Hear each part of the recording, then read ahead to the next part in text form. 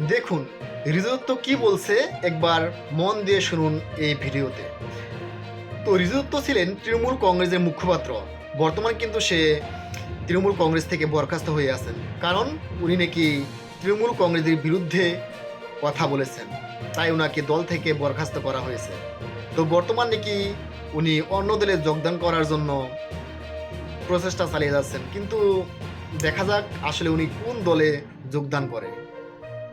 এটা হবে লক্ষণীয় বিষয়। আমি কোন দলে যাচ্ছি, কোন দলে রাজনীতি করব, রাজনীতি কিভাবে করব, কোথা থেকে করব, কোন দল আমাকে ডেকেছে, কোন দল আমাকে অফার দিয়েছে, সব বিস্তারিত বলবো। তো যে অভিষেক দা কি আমাকে একটা মেসেজ করতে পারলো না তুই ঠিক আছিস, এটা আমার দুঃখ, এটা আমার কষ্ট, যেটা যত দিন যাচ্ছে তত ঘৃণায় আর রাগে পরিণত হচ্ছে। বঙ্গ বিজেপির সভাপতি শ্রমিক ভট্টাচার্য, বাংলার মুখ্যমন্ত্রী শুভেন্দু অধিকারী, প্রধানমন্ত্রীর নির্দেশ যে বাংলাকে হিংসা মুক্ত করতে হবে, রাজনৈতিক হিংসা মুক্ত একটা সমাজ গড়ে তুলতে হবে, সেটাকে অক্ষরে অক্ষরে পালন করছে সব লোকাল বিধায়ক, সব পোর্টফোলিও হোল্ডার, যারা সাংগঠনিক দায়িত্বে আছে বিজেপির, তাদের সবার কাছে এই বার্তা চলে গেছে। তারা তাদের সর্বচেষ্টা করছে এই ভোট পরবর্তী হিংসাকে দমন করার জন্য। কিন্তু কারা এই ভোট পরবর্তী হিংসা করছে? শুধু এই তৎকাল স্বঘোষিত বিজেপিগুলো। আর সেখানে আমি সংবাদ মাধ্যমে দেখছি যে বিজেপির তরফ থেকে এটাও নির্দেশ আছে যে এদের চিহ্নিত করতে হবে, আর চিহ্নিত করে এই স্বঘোষিত বিজেপির বিরুদ্ধে কঠোর থেকে কঠোর ব্যবস্থা নিতে হবে, বা তারা নেবে, এই আশ্বাসও তারা করেছে। কিন্তু এই ভোট পরবর্তীর হিংসার ডিএনএ তো সেই বামফ্রন্ট আমল থেকে চলে আসছে। তারপরে টিএমসি আমলে সেটা লালিত পালিত হয়েছে, বিজেপি এখন সেটাকে আটকানোর সর্বচেষ্টা করছে।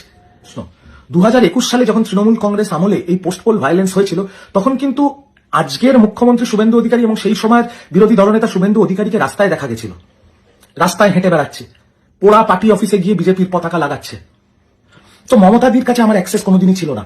আমি কোনো নেতা মন্ত্রীর ঘরে অফিসে কোনোদিন যাইনি। আমি একটা লিডারের কথায় আমি কাজ করেছি, তিনি যা বলেছেন আমি সেটাই করেছি। সেটা হচ্ছেন অভিষেক বন্দ্যোপাধ্যায়।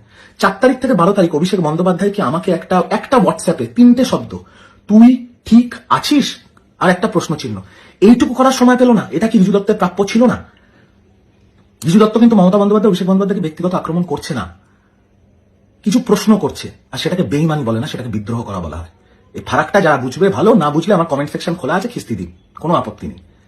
রিজু দত্ত মুখ খুলছে, এখনো তৃণমূল কংগ্রেসে যারা ঘাপটি মেরে বসে আছে, রবীন্দ্রসঙ্গীত শুনছে আর বিজেপির অফিসের বাইরে সকালবেলা গিয়ে লাইন দিচ্ছে, তারা সবাই আমাকে ফোন করেছে যে তুই ঠিক করছিস, আমরা তো বলতে পারছি না কিছু। আমি মুখ খুলছি কারণ আমার এটা ক্ষোভ, আমার মনের কষ্ট যে অভিষেক দা কি আমাকে একটা মেসেজ করতে পারলো না তুই ঠিক আছিস, এটা আমার দুঃখ, এটা আমার কষ্ট, যেটা যত দিন যাচ্ছে তত ঘৃণায় আর রাগে পরিণত হচ্ছে। তৃণমূলের শীর্ষ নেতৃত্বর কাছে এখন কর্মীরা, কাউন্সিলররা কুত্তা কুত্তা। আমি বলছি না, সংবাদ মাধ্যমে দেখাচ্ছে। আমি আজকেও এই ভিডিওটা শেষ করার আগে বলছি, রিজু দত্ত বেইমান নয়, রিজু দত্ত তৃণমূলের সাথে কোনোদিন বেইমানি করেনি। রিজু দত্ত যে কথাগুলো আজকে বলছে, রিজু দত্ত বিদ্রোহ করছে। রিজু দত্তের অনেক দুঃখ, কষ্ট, ক্ষোভ এই বুকের মধ্যে আছে।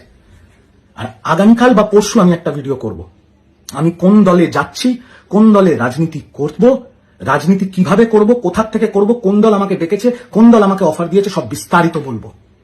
কিন্তু আবারও এই ভিডিওটা শেষ করার আগে বলছি, রিজু দত্ত বেইমান না, রিজু দত্ত বিদ্রোহ করেছে।